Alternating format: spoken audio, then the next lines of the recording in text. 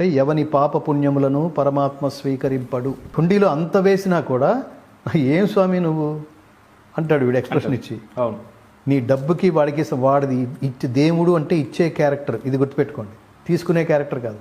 హుండీలో నువ్వు డబ్బు వేస్తే ఎంత, వేయకపోతే ఎంత, అది దేవుడికి చేరుతుందా? నెత్తి మీద కిరీటం పెడితే బాగా ఎంజాయ్ చేసేసి 4 ఫోటోలు తీసుకుని ఎంజాయ్ చేస్తాడా?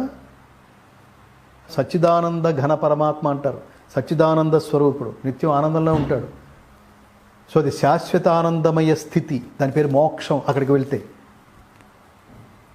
నువ్వు ఏమి ఇవ్వకుండానే వాడు ఆనందంగా ఉంటాడు. నువ్వు ఇస్తే ఇంకా జారిపడతాడు వాడు. ఏమిటి దరిద్రులారు, నన్ను సాటిస్ఫై చేయడానికి ట్రై చేస్తున్నారో, ఎక్కడున్నారు మీరు?